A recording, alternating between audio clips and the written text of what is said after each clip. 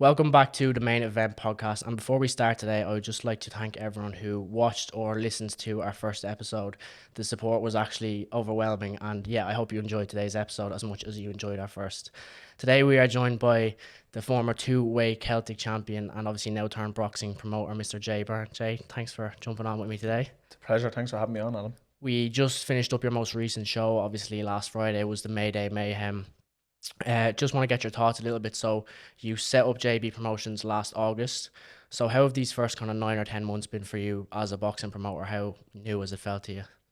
Yeah, it's been great. It kind of took off a lot quicker than I thought. When the show was cancelled in September, I just felt the gap was there. I felt a lot of fighters that I had trained with had been let down and things. And I said, you know what, here's a gap to. It was something I was always going to go into. I said, let's try it now.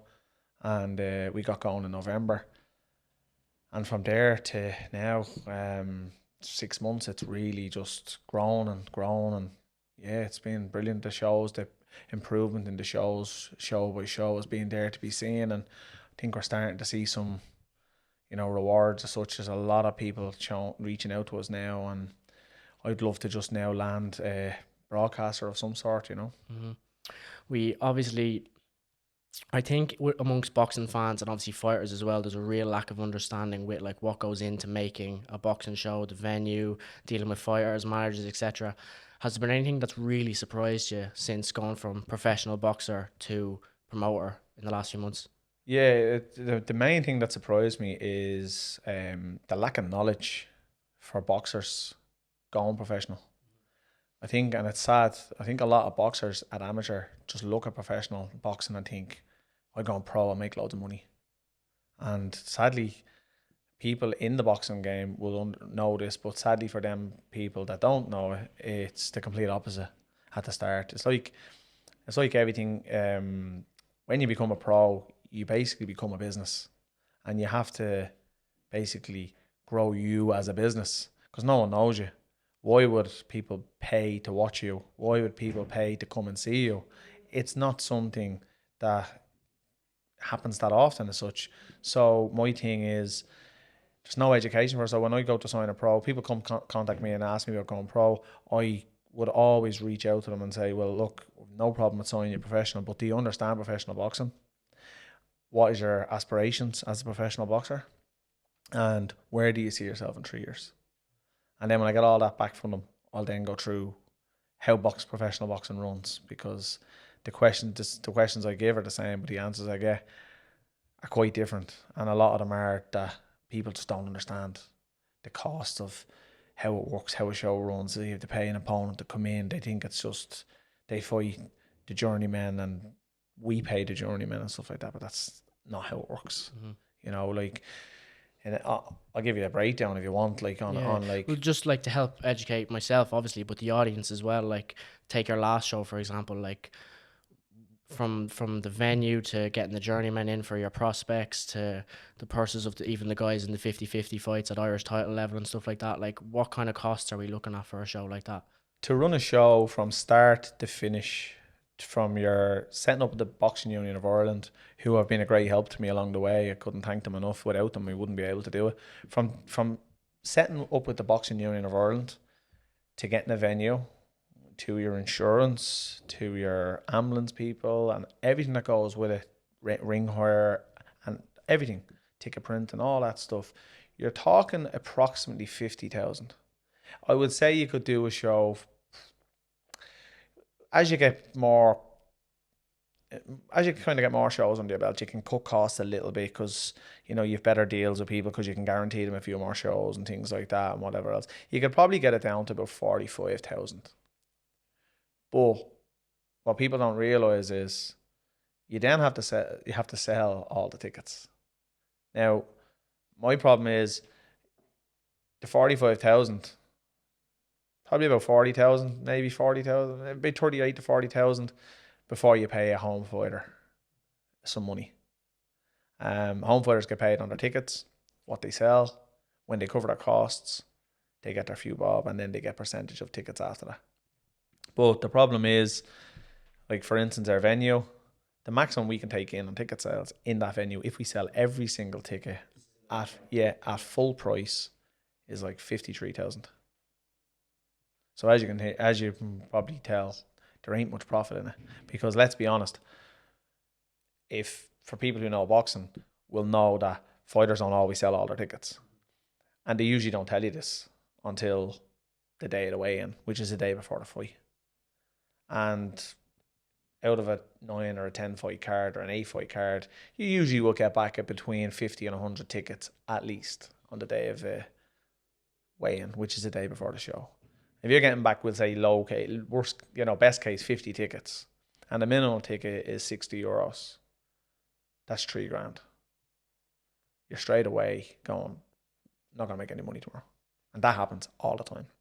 On the last show, I had a home fighter on the card, and the fighter's manager was dealing with getting the opponent and the whole lot, and they couldn't get an opponent for the boxer. They told me on the Monday of the week of the show, and they had $3,000 worth of tickets. So that was $3,000 straight away off my total cost that I couldn't get back. And then you have other fighters that will return their tickets and the whole lot.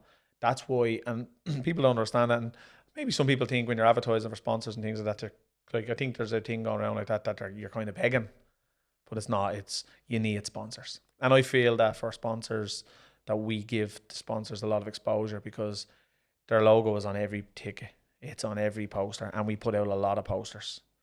We make sure on our videos, our sponsors are in the videos. On the night we get a lot of them. We also put up on the board on the night between fights and when the fights are on. So when the fighters are in the ring and you have all your fight photographers and any media that's there and they're taking pictures of the ring, we have it set up, and people probably don't realize this because they don't look at the setup. They just look at the boxing ring and it's all that. Where the camera people are, where I have the camera people spot, and where I have the most room available, where I made the most room available from show 2 it was on, is the screen is on your right hand side if you're looking. With the way we're facing now, the screen is on your right. Well, I have all the cameras on the side of the ring on the left, and there's a reason behind that. When they're taking a picture of the fighters in the ring, the whole screen in the background is, we'd like to thank our sponsors for the night, and every sponsor's logo is on that. So every single photo that gets taken of the fighters from the photographer's position has our sponsors in the background. And I just feel it's more and more and more exposure, because the fighters would have their own fan base and their followings on social media and things, and then the page ourselves have the following on social media and things like that. Coaches, club men, they all share the fighters' pictures and things like that. So just things like that, like we try our best to, because without sponsors it just doesn't happen. It genuinely just does not happen. Like we done sponsorship deals at the earlier in the year for 5 shows, and that's what's on our ring canvas. Now we had to buy ring canvas, rope covers and all that stuff out of it, but without them 5 sponsors or 4 sponsors, we'd be running at a loss. That's how small the margins are in the game. But again, I don't see it as doing it to make money. I like it. It's a hobby. It keeps me involved in the sport that I love. Obviously, I've brought in a lot of young pros, new pros, signed them over as new pros. They had not fought before as a pro, and I'm really enjoying watching them grow. Obviously my own brother Glenn is boxing, so I have the coaching aspect with him as well. So I really enjoy that. That keeps me involved. And when you start playing football at 4 years of age and you go out and you do that 2 days, 3 days a week, and that you grow and you keep going, and then at like 25, 26 or 27 I found boxing and I got into that, and I was doing that 4 or 5 days a week, and then you come to 36 and you just become too old and the old limbs stop working in the boxing sense and you have to call it a day. It's a lonely place. Very, very lonely place, and I have a day job and I have a family and I have a wife, and all the people be saying you have a day job and you've that, and I had a gym and I have all that stuff, but you need the hobby. You need that something that you enjoy and something that you have that passion for and you love for. And for me, it was always a promotion. I knew I'd go into it. It was always something that I knew I was going to go into, and I personally believe I have confidence that I'm good at what I'm doing. And I think I'm learning all the time, and I don't think I know it all. Might come across like that sometimes, but I don't think I know it all. I'm constantly asking people for opinion. New people that come to my shows, I will always ask them, how'd you find the show? Did you enjoy it? And we can improve on. And I'd be happy if all of them come back to me and said, yeah, well, I think this could be better, because if they tell me something I think could be better and I don't think I could be, I can just move that to one side. But you will always get small opinions from people that will make you better for the next one. And I do believe that since we started, show to show to show, has got better and better and better.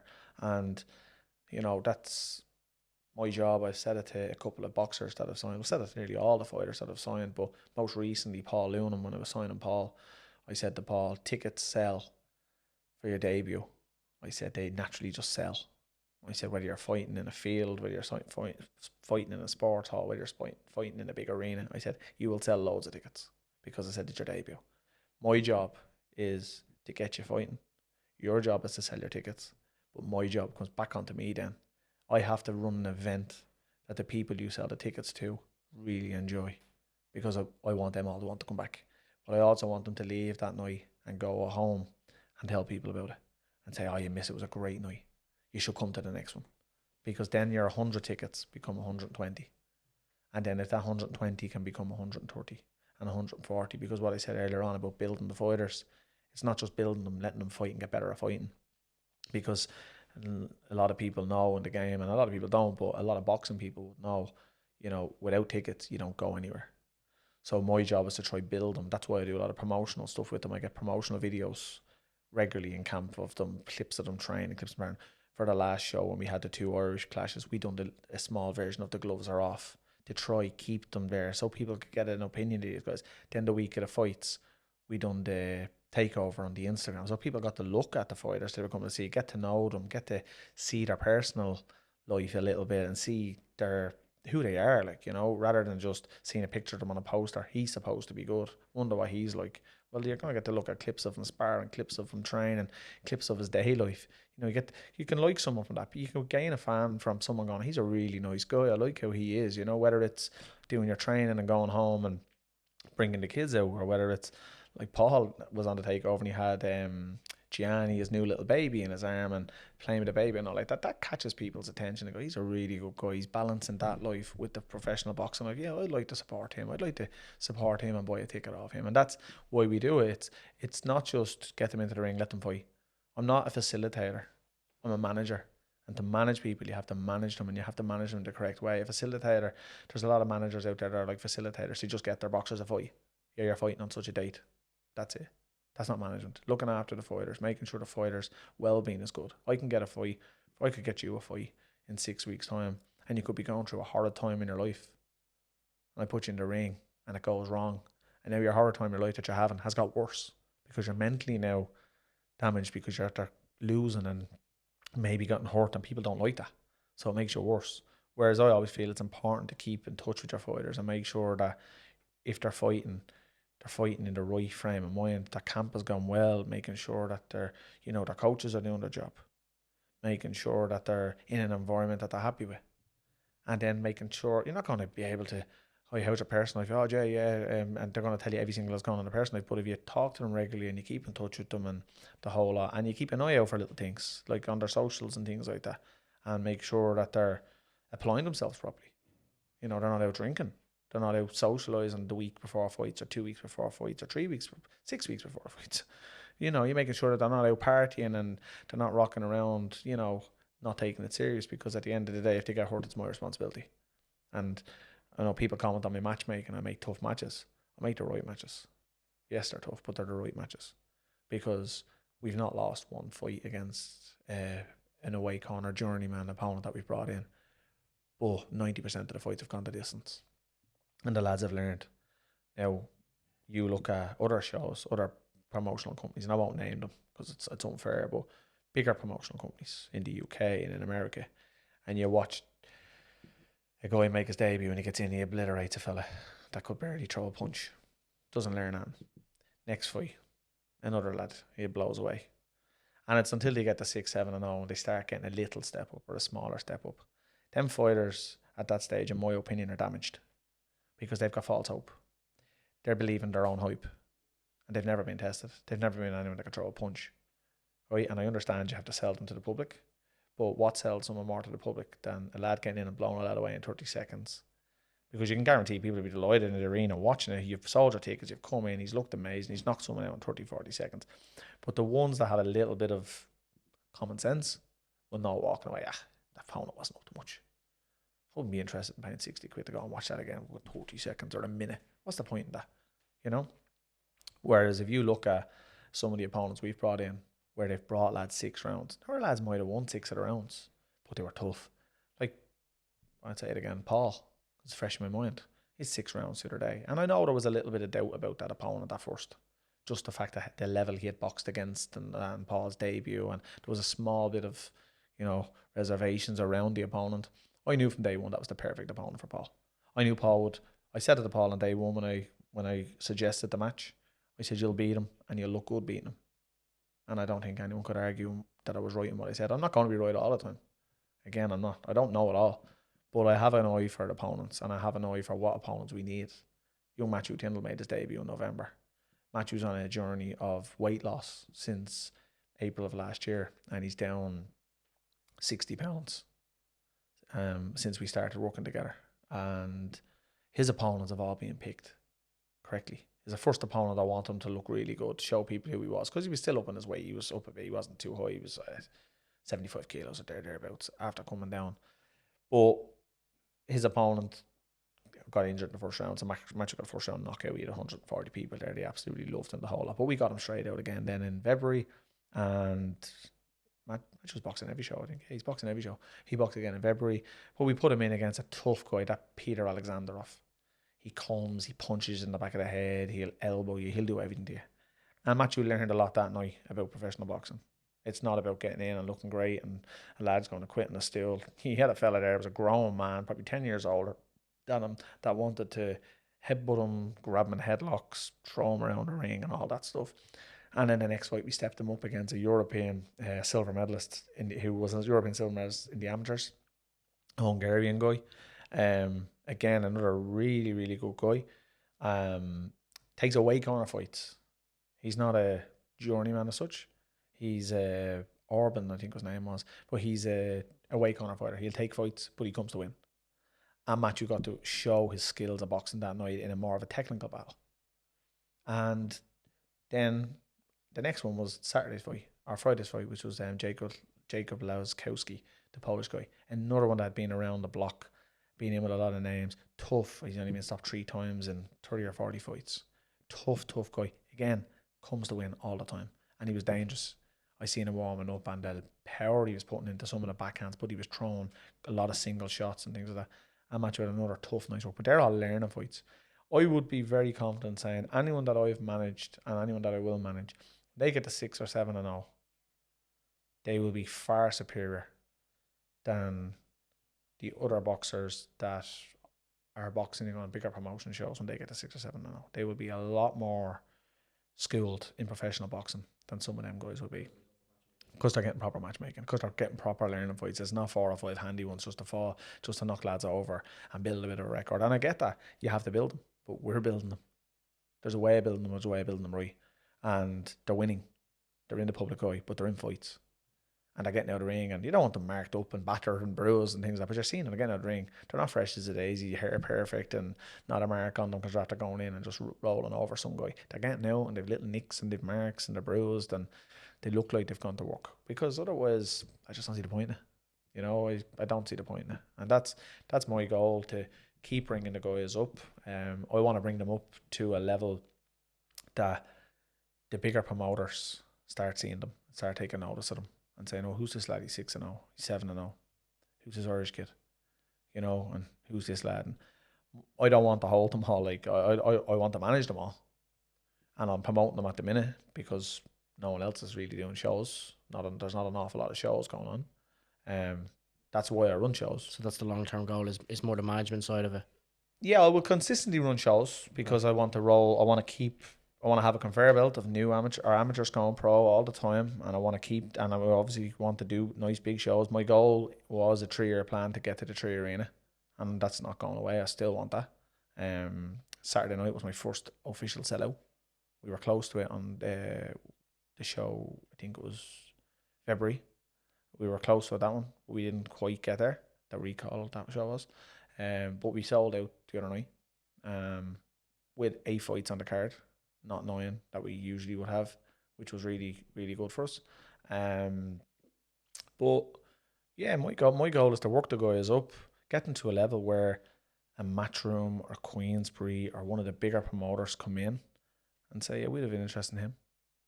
and then we can sit and talk. And if they can get promotional deals where they make good money on big things, that's what it's all about. It's all about the fighters making money. You know, it's not about me making money. You know, I run the shows to build them, to get them to where I can. People know in the industry that you're not making money in small hall boxing in Ireland, but it's about building these guys up. It's a long-term plan to build these up, and no secret, build them all up, and they all go and win world titles. I'll start making money, and that'd be great. But how many gambles am I going to take? Because let's be honest, how many people in boxing make money? They say 1%. So the chances of finding one is hard, and then building them the right way to get them there is even harder. But I'm thinking that I can do it, and I feel I have the right people around me to do it as well. I want to take you back to in 2021, you were in the Coliseum gym and you gave an interview where you said that selling 70 tickets for an up and coming Irish prospect is quote unquote break even money. Can you just break that down? Because I think to the casual fan, maybe 70 tickets in a small hall show might sound like quite a lot, like possibly to us, to some people. Can you explain to me explain to me how that's break even money, if you can, just break down the cost of 70 tickets. 100%, fully transparent. I've always said it. There's my spreadsheets are there for anyone to ever see. Anyone that has relevance can see them. I'm not going to start putting them on social media, but they're there. Yeah, straight out. First thing you have to pay is the opponent. The opponent gets paid. So for a 4-round fight, you'll pay anything from €1,500 to 2,000, depending on the opponent you want. We've discussed the opponents I bring in. I try to bring in the best level journeyman I can. So there's 1,500 to 2,000 done. You then have to pay flights for the opponent and for the opponent's coach. So it could be 2 flights. That could be from Romania, could be from Bulgaria, Poland, the UK if you're lucky, because the flights are a bit cheaper in the UK. It could be from anywhere in Europe, Spain, anywhere. Flights usually are between 5 and 800 quid, because there's 2 flights both ways. Now, we flew in a Romanian guy the other day at last minute, and he 4 flights, because there was no direct flight. So we had to fly to Munich, and from Munich then into Dublin. So that cost us up again. After that, you have to pay a hotel. Do we need to go into the hotel cost in Dublin? In around Dublin, like not far from the city. We put them up in the Aspect Hotel, bed and breakfast. You have to put breakfast on it. You're talking 350 to 400 for 2 nights. So at that stage, you're at about 2,800 to 3,000. And then you have to pay meal money, because you have to pay them when they get here to eat. And the meal money is between 30 to 40 euros per day, per fighter, per coach. So if you're coming in and you have your coach with you, I've got to give you 60 euros to 80 euros a day for the 2 days or the 3 days that you're there, depending on the flight times and things like that. So again, that's usually about 250 quid. And then after that, we have transfer costs, where you're picking them up in the airport, you're bringing them to the hotel, or you're bringing them to the weigh-in. Usually, depending on the times they arrive, sometimes you have to pick them up early in the morning. You have to pick them up at the airport, bring them into the hotel. Then we have to go back to the hotel, pick them up, bring them to the weigh-in. Then from the weigh-in, you bring them back to the hotel. The day of the fight, you have to bring them from the hotel back to the fight, to the venue. From the venue back to the hotel. And then the next morning, or through the night, whatever time the flights are at, we have to go back to the hotel and bring them to the airport. So the costs of toll bridges, petrol, and cost around doing it. Again, we allow €100 per away fighter for that, which is cheap. It is cheap. So for like a 4-round opponent, you're talking to break even without spending money. You're talking about €3,200, €3,200. And then the show needs a cost. We need to make money on the show. So we take a show cost of €1,000. Because if I've told you the cost of the show, which isn't included in that, what I just said, the 3,200. But if we take €1,000 and there's 8 fighters, we get 8,000. Now look at the costs we have to incorporate along that. It doesn't make sense, But that's what happens. That's what we do. We take €1,000. After that, the next 1,000 we give to the fighter, and then after that we do a percentage on the tickets. So to make €1,000, you have to sell about 4,000 to 4,200 in tickets. Tickets range, an average price of a ticket is €70. It's 60, 80 and 100, so it's probably €75 of a ticket. So again, 50 tickets, less than 50 tickets. It's 50 tickets thereabouts. 50 to 55 tickets would break even. At the €60 tickets, you'd break even. We try push them because we don't want them breaking even. We want them making money. You know, it's too hard of a game not to be making money. But again, although 70 tickets sounds like a lot, the first thing you need to do as a ticket person, in my opinion, or as a boxer, in my opinion, is trying to sell tickets, is go to your nearest and dearest, your family. I need support. Explain to them. Don't just hear, will you buy a ticket from me show? You know, I don't even like boxing. Explain to them why you have to sell the ticket, what you're doing. You're building your business. That's the key thing. You're building you as a business, as a brand. So go to your nearest and dearest. Ask your nearest and dearest, will they buy a ticket? And then anyone that's in your company or anyone that's in your family may own a company or a business. If you sponsor a boxer, it's advertisement. It's an advertisement cost. So if they sponsor a boxer and the boxer can give them a receipt, they can run through their business and they don't really pay for it because it's an advertisement cost. It's an expense. You know what I mean? Yeah. The boxers don't understand that. And that's why you need to go. First thing you do when you have a fight date, go to your family. Can I rely on you all to buy a ticket? And here, Uncle Johnny, you have a cafe or you have a thing. Is there any way I could put your logo on my shorts and in your t-shirt and for my fight or for my fights this year? How much does it cost you? Do them a deal. You know, like start off small because you are small. You're only a small business. You know, no one's going to invest loads of money into a small business that hasn't done anything. So start off small, charge them X amount, and then give them a receipt. You know, and they can just put that in as an expense. It's advertisement costs. It's the same way if you were going to get leaflets printed. They're not just going to not put the receipt in of the leaflets. If they put an ad in the paper, it's the exact same thing. It's an advertisement cost. So a company doesn't in theory really pay for it. You know, and that's why you'll see a lot of people that are clued in sponsoring athletes and helping people out because that's why. But I always say that to the people, do your family, do your nearest and dearest, check for businesses within the company that could do that for you. You know, do them a deal package. It's not about making loads of money at the start. You're building your way up. Do them a deal. You're going to fight 3-4 times a year. Do them a deal. Charge them £1,000 or something. But you got 5 or 6 in there. There's 5 or 6,000 in your back pocket to help towards shows where you might fall 500 shorts on tickets here and you might fall £1,000 short on tickets here. But you have that little kiddie to the side of your sponsorship money. And if you need any boots or if you need shorts or if you need t-shirts or that, you can just go into that little kiddie, you know? And, you know, you can see some people charge 10 or 12 sponsors on it. You're getting like £1,000 for 2 or 3 fights on that. It's not bad money, you know? And again, the companies need to know that it's all taxable. It's an advertisement cost. Do you feel like the boxers struggle with this quite a lot because they get into boxing to box? They're not business people. They don't understand the... That's going back to what the manager is. Yeah. You're not a facilitator. You're not facilitating fights. You're a manager. You have to guide them in the right direction. And that's why you have to ask questions. And I've had people ask questions to me about pro boxing, go, would I sign in pro? And look, no problem. What is your aspirations? Where do you see yourself in 3 years? And do you understand pro boxing? They're the 3 questions I ask. Some of them don't answer me. And then I see they sign with someone else a month later. Why? Because they obviously didn't get that information. They didn't like them questions. You know, they seen them as negatives. But that's fine. That's no problem. But after a fight or two, then people are going to be in 50-50 clashes and not looking at an actual roadmap. We put a 50-50 clash on the weekend, so I'm probably contradicting myself there. But we done that because them 2 lads wanted to fight in all Irish clashes straight away. They said it from day one when they signed. They wanted to fight. They just wanted to fight in proper fights. So going back to the tickets, I think the first thing you do is, as I said, your family. Then you go to your friends. We are all in WhatsApp groups. I think everyone's in WhatsApp groups. Put into WhatsApp groups. Try explain to the lads. Look, even if the 3 has went 3 ways on a ticket, because another ticket's sold. You know, you get a lot of people say, I can't make it. Well, I'll buy a ticket to support you. You know, or if you have a group of friends in a WhatsApp group and they're not going to be able to come to it, would they buy a couple of tickets between them? Like if you had 3 lads and ticket was 60 quid and they paid 20 quid each, I'm sure they'd support you for 20 quid. If not, they're not really a friend, are they? You know, like, they're not like, you know, Glenn was fighting in Belfast and a few of his mates knew the situation. Good, explained it to them. I spoke to one of them and I explained it to him.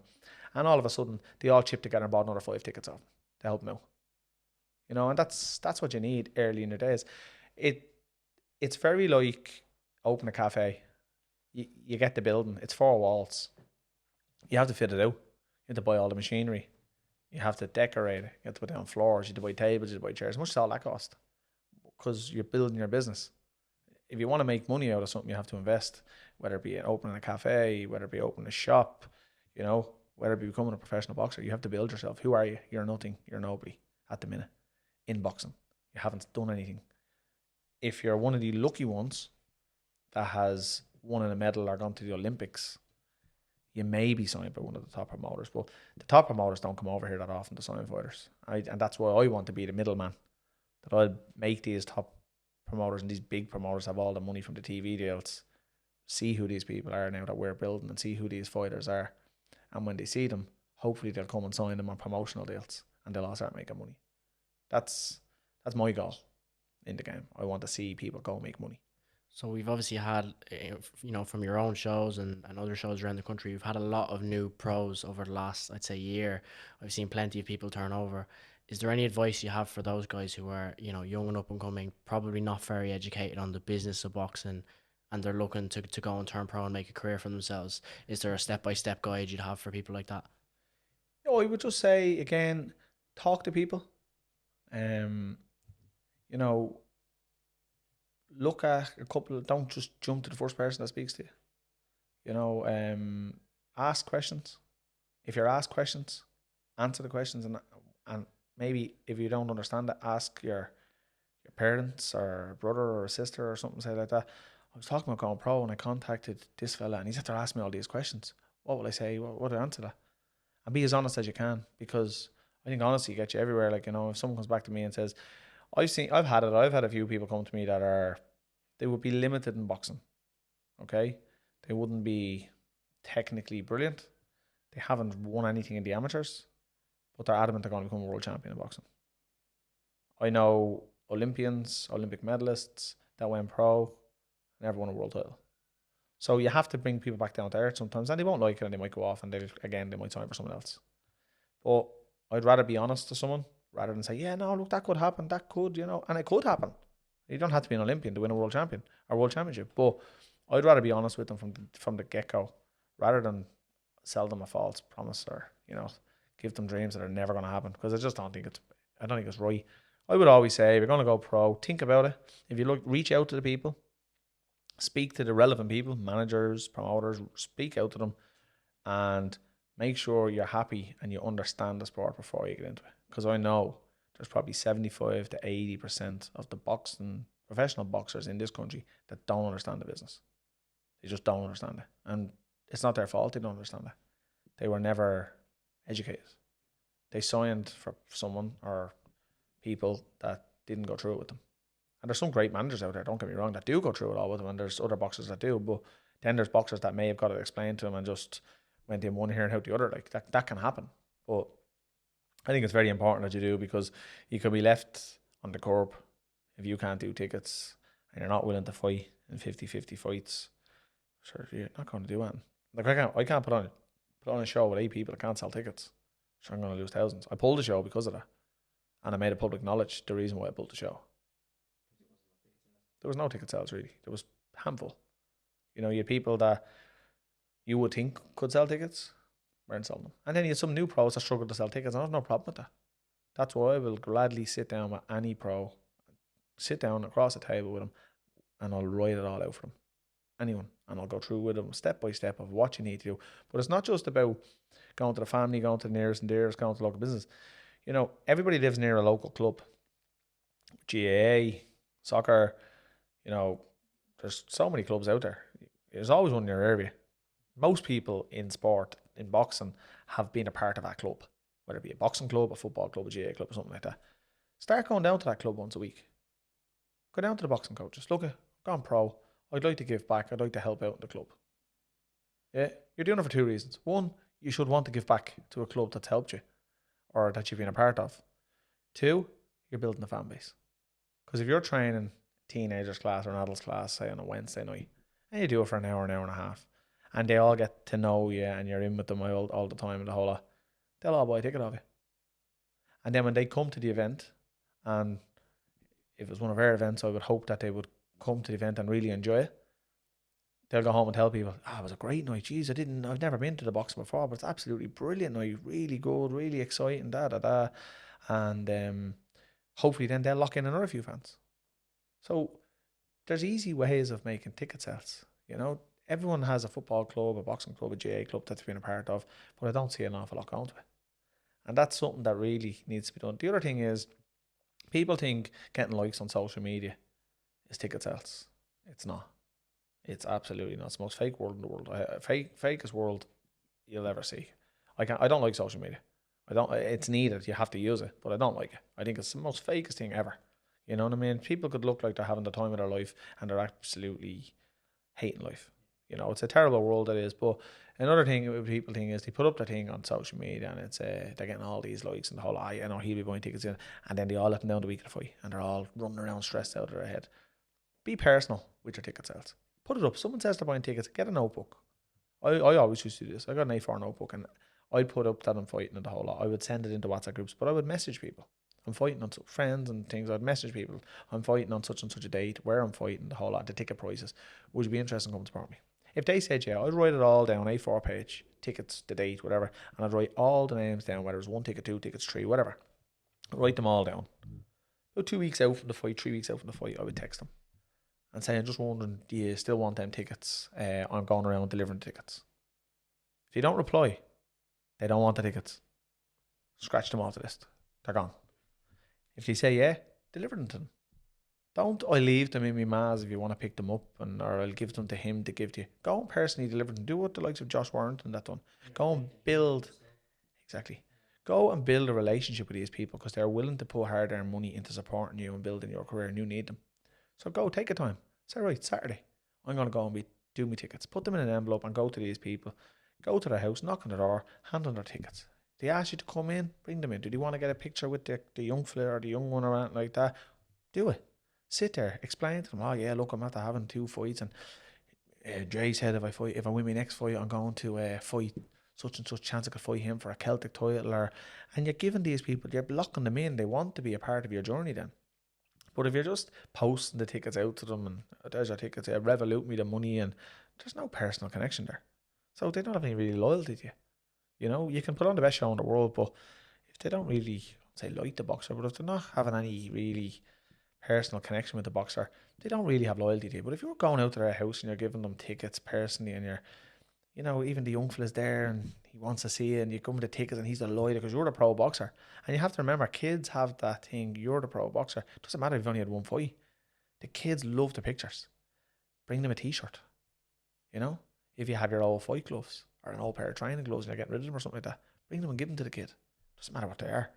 Kid, got them off the boxer, you know, and they absolutely like it. So I just think that's where boxers fall short, and I think there's not enough education for them, you know. Is it that gap between like the actual people that are supporting it and them? They need to be able to form a little bit more of a kind of a connection with those people. Yeah, and another thing I done as well was, which helped, was I had a local pub that sponsored me, and so I used to say to the local pub, would you sponsor me? Yeah, and they gave me a thing, and I'd say, for you sponsor me, what I'll do is I'll have my buses pick the people up at your pub. So everyone used to go to the pub and have a few pints and a bit of food or whatever before, and then they'd jump on the bus, and whether it was going to Belfast or going to Dublin, they'd all go. But you also try to get a sponsor of the bus, you know, sponsor of the bus, sponsor the thing, and you try to make a package deal for them. So if you buy a ticket, say the tickets are 60 quid, well, for 80 quid you get your bus and you get a t-shirt, and like, you can't go wrong. It's a day out, you're getting a bus, you're getting a t-shirt and the whole lot, and you're getting your entry into the boxing. So there's other ways of doing it. I've said that to a good few of my guys, and I've actually given them some directions of people that would sponsor them. And I know Sean Murray got sponsored from a bus company, Boylan's Buses, who sponsor us, and they do that. They help them out with the buses and the whole. So he has the people coming up from Navan on the buses and things. And then I know some of the others went to the pubs and got pubs, and they all meet in the pubs and that, because at the end of the day they're all going a night out, so they like to have a beer, you know. So if you can bring 50, 60 people to a pub that are getting on a bus, or 100 people are going to the bus and they all had a pint, so they're definitely going to pay to put their logo in their shorts and their t-shirts. Little things like that help in the careers. You mentioned about wanting to be the middleman between, you know, the young up and coming Irish fighters and then the big promotion companies. You've got your Matchroom, Queensbury, Ben Shalom, even with Boxer over in the UK. I know in Ireland you have yourself, and Conlon Boxing as well are doing good things.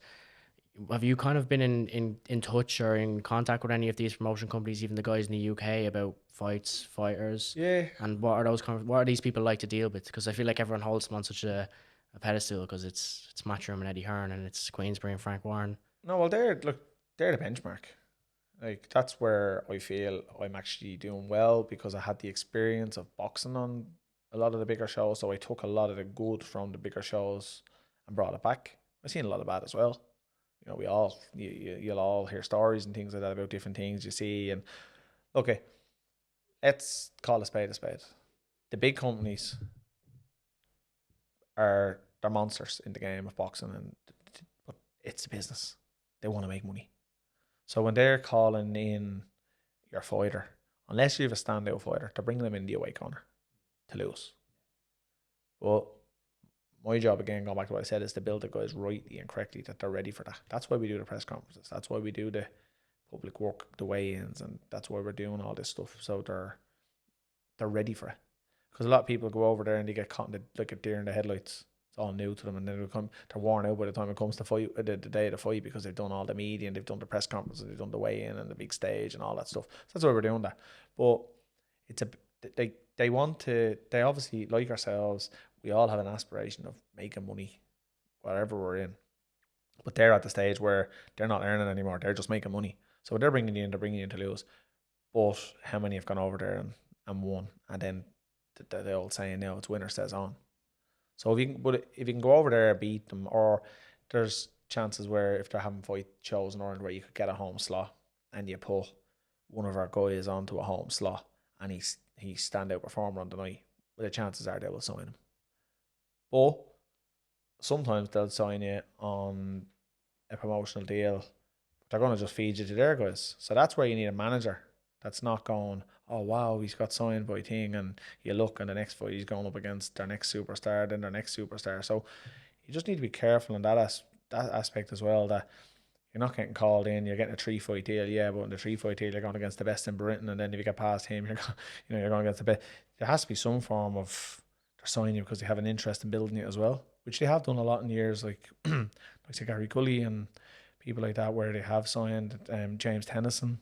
And they've put James Henderson, like his breakout fight, really, in my opinion, I could be wrong, was the Martin J. Ward fight. It was at it.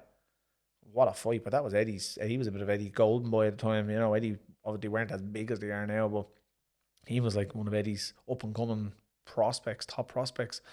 And I know he had Tenny down, but then he got up and took him out. It was unbelievable. But Tennyson's career changed after that. I think he took the Commonwealth, the British, and could be the European that night. 3 belts on the one night, and away he went. But again, he had to work for it, and he had to win against a prospect. So you just have to be careful as well on what contracts and what deals you're actually getting, because you don't want your boxer to get this 3-fight deal worth X amount of money, but his career's end is over at the end of them 3 fights, and he has only got that X amount of money. There has to be somewhere that you feel that it's a progressive move, that he's actually it's a next step on the ladder for him. It's not just you're going into the lion's den as such, you know. I want to touch on your own career as well. You obviously you fought some really, really high level operators.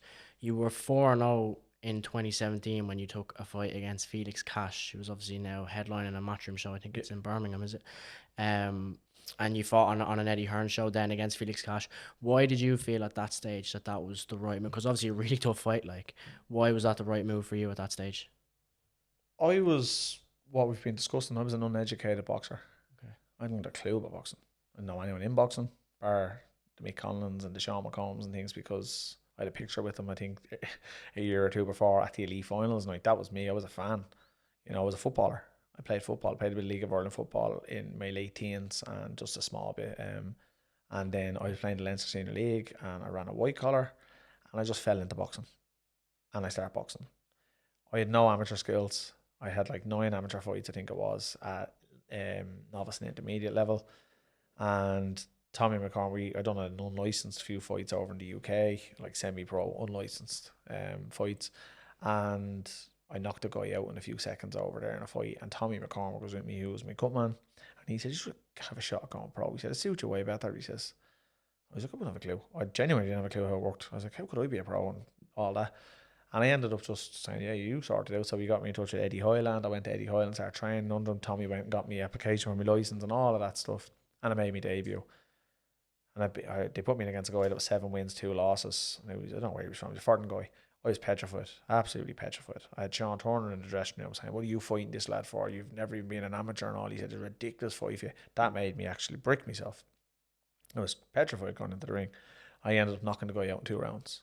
But it was like Arnold Schwarzenegger getting the ring because I had trained like an absolute animal for the fight. I was built like a tank getting in at the weight I was at, like 68 kilos, but I was well built. Like I left no stone unturned. Really didn't in that one. And then I had another fight and another one and one. And I said to Tommy, I was like, "Tommy, this is cack." I says, "These lads are all brutal." Like I said, like I'm not even good. I said, "But I'm beating all these lads." I said, "This is I'm not really into this. Let's just selling tickets." I said, and people are asking me, is it another lad that's no use? Like that's what people are saying. They're saying I've been fighting in Belfast a bit. 2 fights in Belfast, 2 in Dublin. 3 no, it was actually 3 I said to Tommy, and Tommy said, "Look it, there's talk of you fighting maybe for a Celtic title." And 3 fights in, I was like, "Against who?" And he said, "Gerard Whitehouse." I was like, "Who's he?"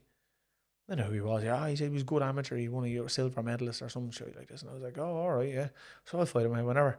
So he said, "Well, look, I'm going to get you a 6 rounder. You have to fight a 6 rounder." And I didn't understand it. Like, I was like, "Oh," he goes, "There's a fella that he fought, a Spanish guy." He said, "We get him." I was like, "Yeah, whatever."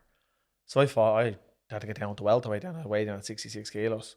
Which is only 2 kilos more, but I didn't know anything about weight or cutting weight, or I really didn't understand it all properly, like how to do it properly. So I made the weight and fought the Spanish lad, but I was dead. I nearly died and fucking making the weight. I didn't know what I was doing. Like, fought the guy, and I said to Tommy after that fight, I said, "Is that fight happening?" He goes, "Oh, I don't even know what happened." I said, "This is brutal, Tom." I said, "I just not really into that." I said, "Like, that lad was a lot better," but I said, "Still wasn't good." He said, "What do you want to do?" I said, "I want to fight real people." And he said to me, like who's real people? I says, "I don't know. Do you know the good lads you see on the telly?" Like, I said, they're obviously looking for lads. Like I said, "I'm 4-0 now." He says, "Right, leave it with me." Then he came back to me and he said to me, "Look, I might have been chatting to Mark Dunlop." He said, "There's a fight there if you want it." I says, "Yeah, I can see who." He goes, "Felix Cash." I says, "Who's he?" And he said, "He's a good lad." He said, "I think he was an Olympian." I was like, "Yeah, I don't mind, whatever, yeah." And he says, "You'll take it, will you?" I was like, "Yeah, when is it?" And he said, "It's in 3 weeks' time." I was like, "Oh, grand, yeah, sound no better. What weight?" He says, "If you're in around light, middleweight." I was like, "Oh, grand, lovely, you can eat now." You know what I mean? So I was like, happy days. Didn't know who he was, knew nothing about him. Went into training. Eddie said to me, "We need to get a bit of sparring for you." So I was like, "Ah, grand, yeah." I said, "Shall I get Glenn over?" It was, "Oh, he's Glenn." I said, "Oh, he's about 5'8" or something." And he went on to the Team GB profile, and Felix Cash's profile was on it. It must have been on it from when he was 12, because he was 5'8" on the GB profile. So Glenn comes over, doing a bit of sparring. I was sparring Glenn, who had probably had 3 amateur fights at the time, to get ready to fight Team Felix GB Cash. Felix Cash, who qualified for the Olympics but didn't get to go because of Anthony Fowler the same way. I was like, I didn't care. I didn't know how much I was getting So it paid. was almost your own curiosity nearly that got you I just into wanted to that fight. fight. Because I fought all my life on the streets. So before I boxed, I was just an angry little man growing up, and I just was stupid fighting pubs when I was like early 20s and all. I just liked to fight, so nobody feared me. I didn't fear anybody. I didn't care. It didn't bother me who he was. I was like, who is he? Like, I don't care. So anyway, with the camp goes on, and it's only for a couple of weeks or whatever, eating breakfast in the airport on the way over and all, because I was 73 kilo or something. I was after being 66 like 3 weeks before that. And off we went over, and I'll never forget, we're standing in the weigh-in room, and I'm looking across, and I see this lad, and I was like, "I think that's him, Tom." And Tommy looks up and goes, "Nah, that's not him, bud." He said, "I said that's his brother." And I was like, "Yeah, he does look a bit big, alright." That was grand. Fella's about 6'2", 6'3". You know, we're getting ready for 5'8" Felix Cash, and they called out the announcement name. Called the 2 of our names out to go up and weigh in. His brother starts taking his clothes off and goes up to the scales, and it wasn't his brother, it was Felix. Felix had grown in the last few years. And I was standing there going, "Oh, Jesus." I said, "Tom, that was him." Tommy goes, "You'll be grand." So I went up to the stage. He was twice the width of me, 6 inches taller than me. And I was standing there, "Oh my G," and he was built like a house. I was like, "Oh shit." And I'm a welterweight after eating his way up, had to have me breakfast that morning, and still come in like 5 pounds lighter than him. So I was like, right, I won't lie, I was absolutely breaking it. I was. So the nerves, I was gone. Like, it was the debut nerves were bad. This was just I was breaking it. And it was on a big show as It well. was in No, a the matchroom York show. Hall, yeah. It was the first ever Next Gen show. Wow. It was, and know. so I was in. I said, I was petrified. I was like, Tommy, I said, Eddie, oh, Eddie, what am I going to do? Like, he says, he's huge. And he goes, just kill him. I was like, well, how? He said, the size of him. I was, and he goes, like, the size of him. And he goes, you'll be grand. You'll kill him. I was like, all right. I said to Tommy, how did you get that one so wrong? And he goes, he says, you'll be grand, you'll be grand.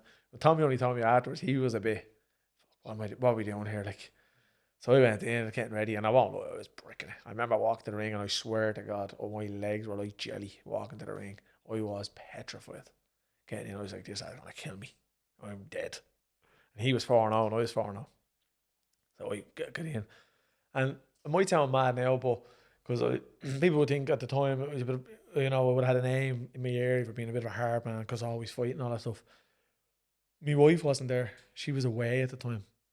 She had something booked. She was going over to visit her brother who lived abroad, and so she wasn't there. And I think that was playing on my mind as well. I think because she wasn't there to keep me safe as such. Like only afterwards I kind of felt that because I always kind of, she's been there all the time and she wasn't there, like, kind of way. But I just felt so alone, so lonely and petrified walking to the ring. And when I got into the ring, once the bell went though, yeah, and I know it's a common thing when you get into the ring, it all, you forget it all. He hit me a solid 1-2 in the middle of the first round. I was like, it was hard.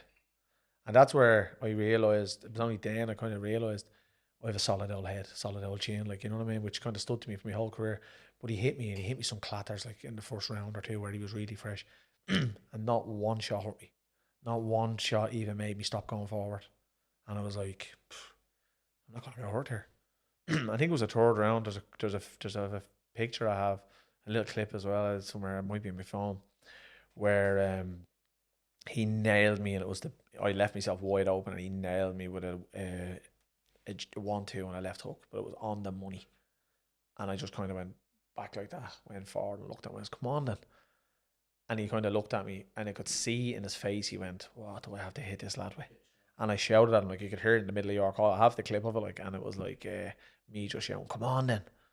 And he just started going the back foot, and I just started going forward and forward and forward. Now, I wasn't winning, but I was going forward, and I started landing shots, and I started getting into it.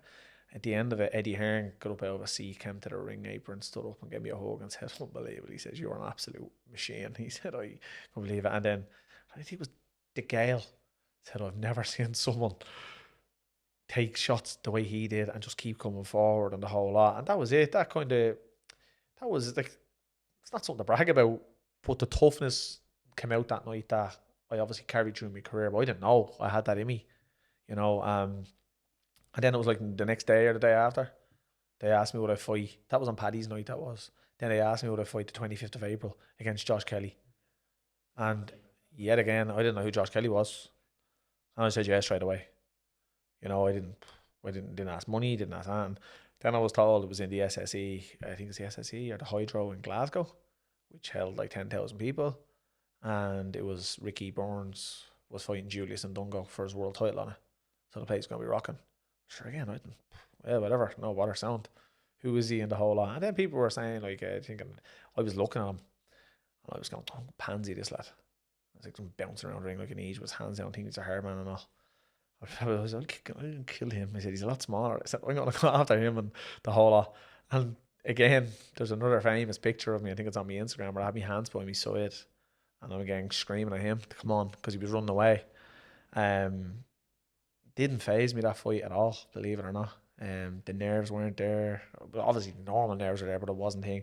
I'll just remember when we were standing at the just before it's on live TV, you're counted down and things. I was standing there, and when they pulled the curtain to walk out, it was what happened was they made us the live flow. They were trying to get Josh as much exposure as possible, and I understood that. Yeah. So weren't we the live flow? And it ended up co-main. Like, it was the live flow, but it ended up being the fight just before the main event, so the place was absolutely packed. I never forget when the curtain went on, I just went like that, oh yeah. I was looking around and going, this is deadly. And my brother Glenn was standing there biting his nails, he's hammering his nails. Tommy and Eddie even looked a little bit kind of, whoa. And all the cameras in there, and I ended up saying to Glenn, be grand, but this is grand, we have this. And I went there, I was actually probably stupid, but I was confident that I was confident going over there thinking I could beat him. Cash didn't have a clue what was going on. I just went with the flow. But I actually felt like, because I took everything off your man, Felix Cash, that Josh Kelly wasn't going to faze me. because he was so much lighter, and it was at like 70 kilos. And I went in thinking I could beat him. And I think on the judges' cards, I got a round or 2 rounds. But he hit me an absolute cracking body shot in the 5th round. And I'll never forget, I was going down. Like, I was on my way down. But as I dropped, I went, not happening. And I just pulled myself back up. I just went in the back foot and ran. And he started smiling at me and grinning at me. And he was coming, looking to try stop me and get me out of there. And I just tucked up. And I survived and I got through it. But again, massive experience. Like, it was massive experience. Like, Do you mind if I ask, like, even going from, your debut fight or your first 2 or 3 fights to going to Felix Cash and Josh Kelly, 2 matchroom shows back to back, like, whether it be experience wise, financially, everything like that, like, was there a real gap that you noticed, a big difference in being on both shows, being on a small show, a real small hall show, and then going to like the biggest shows in the UK? I'll be honest, them fights made me a boxer, because before that I wasn't a boxer. I didn't understand boxing. I knew nothing about it. I just trained, done what I was told. But then I started actually, with them fights, the camps I put in for them fights were like thing. Because after the Kelly fight, I went back to the stadium and I fought. I was going through a hard time in my life. At the time, myself and my wife had a brief breakup, and I was going through a bad time. I was out drinking and all. I never done. I was the most committed pro you'd see. Like, I never ever done anything I shouldn't have done when I was in camp and all that. But I had gone through a bit of a bad time, and I was out drinking and things like that. And I told Boxing Ireland I had to pull off the card. And I'd got a bit of a name at this stage because I'd been on Sky Sports a couple of times in the last few months, and the lads knew I could do tickets and things, and they were kind of, I wouldn't say pressure me, but they were kind of at me to stay on the card. We'll just get you a handy journeyman, da da da. And I was like, go on then. I was drinking the weekend before that fight. It was the only time in my whole career I ever done it. And I've discussed it to myself, even knowing that I'd done that, but I wasn't in the right frame of mind at the time. And I remember getting on the scales on the Sunday before the fight, and I was like 10 pound overweight. I was never any more than 3-4 pound overweight, that close to a weigh in. I had to kill myself for the week to make the weight. Got in, put in an absolutely appalling performance, and I won, and I went 5 for 3 or 5 for 2. And then there was the talk of the Gerard Whitehouse fight start popping up again. Then, yeah, and there was talk of it, and it was happening, and there was nothing coming across to actually agree to fight. And I was there, I was ready to fight. Yeah, man, Whitehouse was making a lot of noise saying, he's a journeyman, he's only known because of losses. He's not a boxer, he's only known because of losing and things like that. That's where he got his name, through losing. And I just kept saying, send me the contract, because I know I'll beat you, and blah, blah, blah. And nothing happened. And then Mark Dunlop reached out to me and just said to me, matchroom are on, they're wondering would you fight Anthony Fowler? Again, didn't really know who he was. I was like, when September again, I was in the summer, I wasn't going through it bad. I was after being actually sparring. I sparred a bit with McGregor, and it was just after that. It was like a week after that, and I said, no, because I said I was sparring with Conor McGregor last week. I said, no, I was in bits. I said, I haven't trained properly in like a month and a half, 6 weeks. I said, I'm going to take the summer off, see whether I come back or not. I said, I'm not really too pushed at the minute. And he said, look, he said, it could be a great opportunity for you. He says, because in return, they're going to give you a home slot on the Ryan Burnett card in Belfast. And I was like, all right, I said, leave it with me. So I went off and I looked at Anthony Fowler. And I just seen in Anthony Fowler a better version of me, as in a guy that wants to fight. And everyone was saying about he was a machine. Obviously his nickname is Machine, but he had this so much power on the whole lot. And me being me, I wanted to feel his power. I wanted to see, was he this big hitter that everyone said he was? So I was like, yeah, I'll take him. And I felt I could beat him, because I felt that he wouldn't have the power that he was telling everyone he had, and I'd be able to take his power. And I didn't think he was technically as near as good as Josh Kelly. Didn't think he'd hit as hard as Felix Cash, because Cash was physically much bigger than him. And I said, I took his power, kept coming forward, kind of lasted and done okay with him, the really technical guy. I said, I can beat this guy. And again, looking back in hindsight, I probably never had a hope, but that was my thinking behind it. He's not technically as good as Josh Kelly. He's not going to hit as hard as Felix Cash. The size of Felix Cash compares to him. And I watched a few of his fights and I went, so I think I can beat this lad. So I said, right, okay. And then I started a new job and things like that. And the training with Eddie was a nightmare, because I used to have to go to N7 to train, and in the evenings at like 6:30 with the traffic getting from Bray to there, and from my job to there, and then getting back across my gym was a nightmare. So you were working full time? Yeah. Right? Oh yeah, always, yeah. And then I'd only started in the job I'm in now at this time, and I was like, I'm not going to be able to do this. So I was telling Declan Garrity, who's my friend, I was telling him like the thing, and he goes, "Do you want me to say it to my dad for you? Would he train you?" And I was like, "Yeah, but I don't know how do I leave Eddie? Like Eddie's been nothing but good to me." He goes, "Just explain it to him." But and I was like, "Ah, yeah, I feel real bad though." So I rang Tommy and I said, Tommy said, "Eddie won't mind." He said, "It's a genuine thing. It's not as if you're just running off and all." And I was like, "Okay." So spoke to Declan's dad. Declan's dad agreed that he would meet me in my gym every evening when I finished work. So it was right beside my house. So when I finished work, went straight to my gym, trained, and then went home. Because I obviously the gym, had my day job, I had my family, and he agreed. So I put in an absolutely brilliant camp for the anti-foul. It was the best shape I think I've ever been in my whole career. It was absolutely flying. You know, when you get a new coach, you have that hunger that you're learning new things. It's new, everything's new. So yeah, it was a real just like it wasn't just rolling with fights, rolling with fights. This was just I'm ready. Like I was only a year a pro and I was like 7 fights in. You know, that was just all rolling and happening, rolling, happening. This was new. I'd have to have a bit of a break for the summer, a bit of the summer, and the fight was the end of September or the end of October. I think it was the end of September. So I'd done a good 8 week camp, sparred good, and I was really, really confident going over there. I was in the best shape of my life, and I said, I reckon I can beat this lad. I don't think he's going to hit as hard as he thinks he does. So that was grand. Had to go over to the press conference, and that was new to me. I hadn't had to do the press conference. I went over to the press conference and that, and they asked the question like, why did you get the fight? And I said, I just think I could beat him. And then Eddie Hearn said about his power, and I said, well, I'll see if he has that power that you're all talking about. I said, I'll let you know if he has the power you're all talking about. And he does have the power he was talking about, because when I got into the ring and I walked out to the centre ring, well, before that, we got to the ring, stood in the corners talking away, really relaxed, really calm, and the whole lot. And then he walked to the ring. We stood beside each other in the scales, and I looked at him. I was about an inch taller than him, about the same weight as him, probably in as good a shape. I wasn't as good a shape.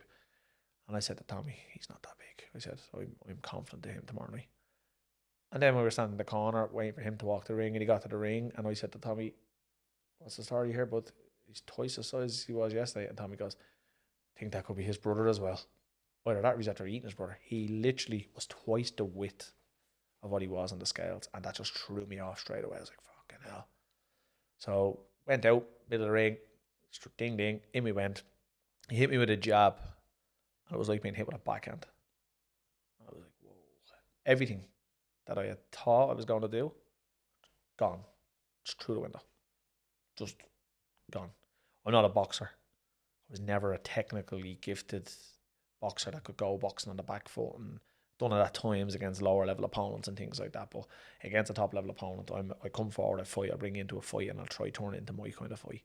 With him, that was my plan. Bring it into a fight, take his power, and fight him in the middle of the ring. That was the plan going over. I'd done a whole camp, sparred lads that were 85, 90 kilos, sparred one lad that was 95 kilos and knocked him out sparring. He's an MMA fighter. Because I just wanted to fight. You know, I sparred boxers as well, but I wanted to fight. So we fought heavier lads, boxed heavier lads that they were throwing me around and pushing me and leaning on me and all like that to get ready for a proper fight. I was prepared to fight. I wanted to meet him in the middle of the ring, stand and fight, until I walked out and he hit me with a jab, and it was a backhand right in the forehead, and I was like, whoa. So I was like, fucking hell. So I went on the back foot to regroup, walked in again, he caught me, I think it was a 1-2, and I was like, holy shit, man, he hits. And the game plan just went out the window then, because I was like, I can't stand with this lad for, like, there's no way. So he just kept coming and coming and coming and coming and coming, and he was hitting. And I was throwing punches and I was landing some punches and things like that, but like he was just constantly coming forward. He wanted me out of there. He was trying to send a statement. Cash couldn't get him out. Kelly can't get him out. I'll get him out. And I could tell by looking at him that that was his mindset. And I was taking all the shots, and I said to myself, I was 3 rounds in, I said, he's not going to get me out of here, but I got to be careful. So I couldn't even say, right, now I'll have a go, because he was hitting, and everything he was hitting me, you could feel the shots. Like, I wouldn't say he was hurting me as such, but you know, when you get a shot, you go, oh, every shot was like blunt. It wasn't like you'd spar some lads and you get hit by some lads and you get a shot, you go, it was like a snap. This was just blunt. Everything was blunt. I was like, fucking hell, man. This lad, he hits like a machine, literally. And then now I only realised afterwards, because I watched the fight back. Dave Caldwell said to him at the end of round 4 and round 3, whatever round it was, I got stopped in the round before that. He said to him, stop hitting him in the head. You're not getting rid of him. He said, there's no way you're stopping this guy. He said, he's not going out there. Switch it up. Go to the body. At that, then he came out and he just started. In that round, he came out and he was just, everything was to the body. He was just lumping into the body. Every shot, tucking up. And I went to throw a right hand and bang, caught me straight.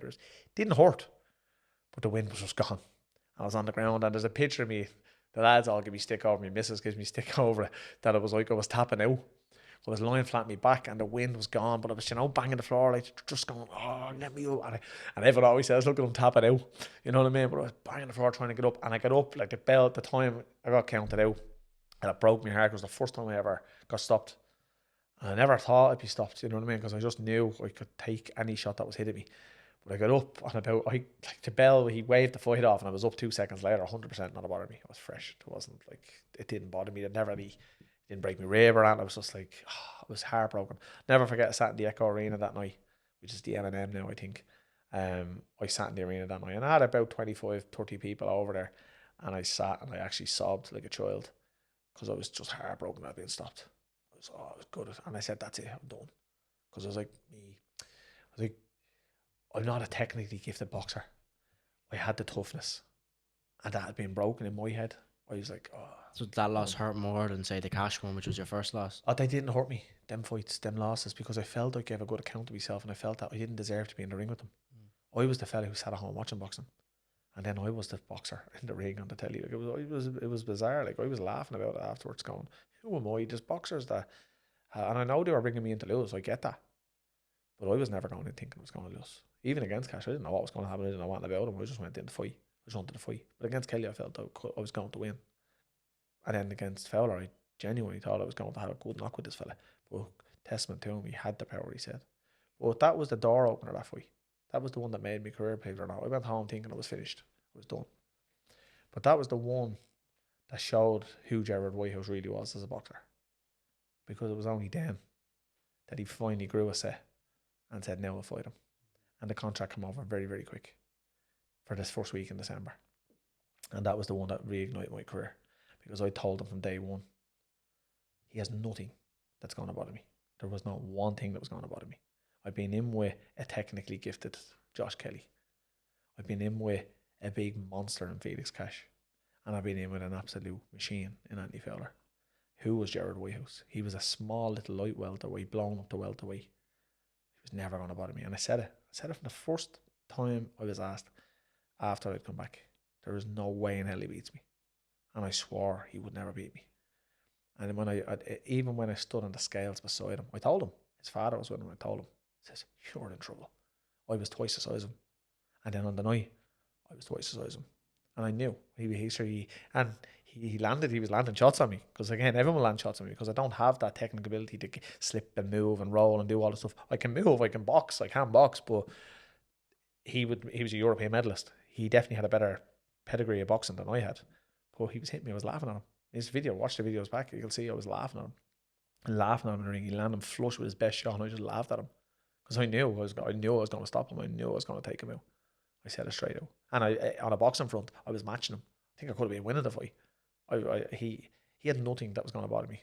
And that was it. That was the one that took off my career. Because after that fight, I think I had, I'm not 100% sure, I think I had 9 title fights. You know, that was the first title. That was the best moment of my career. It was the best moment of my career. It was the best by a mile. Like, the most memorable moments were the 3 Sky things. I loved them. They were amazing. The memories that I'll never forget. And I loved them and I don't regret them. If I could do them again tomorrow, I'll do them all again tomorrow. But the best moment of my career was lifting that belt in the stadium. Just for the fact that I was the journeyman. They wouldn't take the fight. Then I got stopped, jumped into taking the fight. And I ended his career. He never boxed again after that. And that's one of the happiest moments of my career because he showed me no respect, spoke to me like shit. And I reached out to him. I did. That's just the person I am. I reached out to him maybe a year later. I was starting to manage a couple of people at the time while I was still boxing. And I reached out to him and asked him, did he want to come back? I'd bring him back and I'd promote him back. And I think it would grow his career because the build up that we had, that I was actually taking him out of retirement and going to build him. I thought I could have benefited his career massively. And he never replied to me. But I did, I reached out to him. But he totally disrespected me, told me I was only known for losses, so there wasn't a chance I'd ever be able to beat him, blah, blah, blah, blah, blah. And I was delighted. You know, that was the biggest moment and the best moment of my career. I just have one more question for you. What's the top of Everest look like for you now as JB Promotions or in management? What's the top of the mountain look like? There'd be 2 to promote a show in the 3 Arena. and for one of the boxers to become world champion.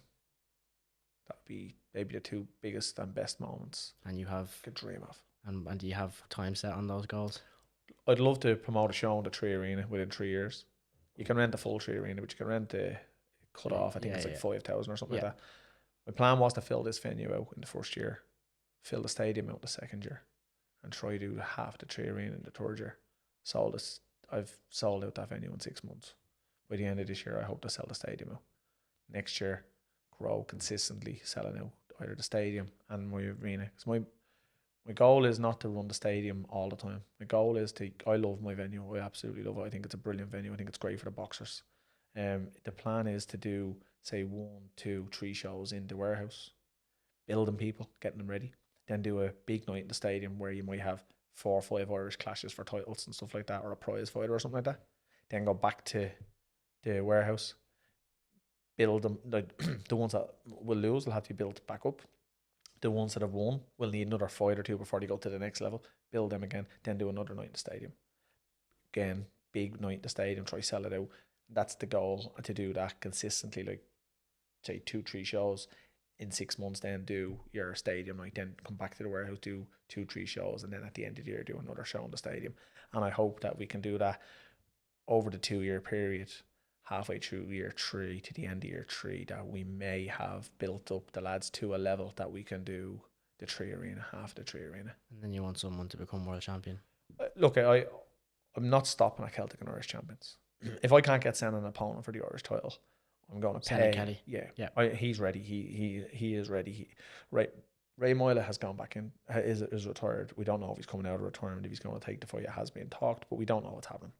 If that doesn't happen, I'll know in the next week or 2 if that's going to happen. If it's not happening, that's forgotten about. I don't know if Lee Reeves is going to be back this year, because I think he's joined the army, or he's going off to join the army, so he needs to focus on that. If he can't take it, that's another one gone. If Dave Ryan is moving up in weight and he's not available, that's Kent Sennon's Irish title. I mean, might reach out to Danny Keaton. If he can't make that fight, forget the Irish title. I can't leave the guy just waiting around for others. We're in control of Sennon's career, no one else. So I'm not waiting on other fighters to be ready to say, oh yeah, we'll fight you now. So if not, I'm going to hopefully bring in the IBF or the WBA by the end of the year and get Senna maybe an international title or something like that.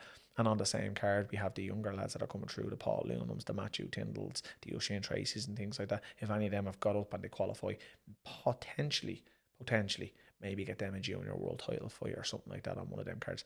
It's not about Celtic and Irish titles. They're the stepping stones. I feel you have to win them ones before you go to the next level. But if you win a Celtic title and there's no one for Irish title, you can't just sit around for your whole career waiting. See, we need to start pushing you on, and that's my goal. So please God, at the end of this year we can deliver something like that. Again, that's why you need sponsorships and things like that, because the cost of bringing them in alone is expensive, let alone the cost of belts and then opponents, because the fights are bigger and things like that. But it's all there to be done, and it can be done, and everything is achievable. There's nothing in the promotional game that I have set out in a target that's not achievable, and I do believe we will do everything that I believe I've said we're going to do.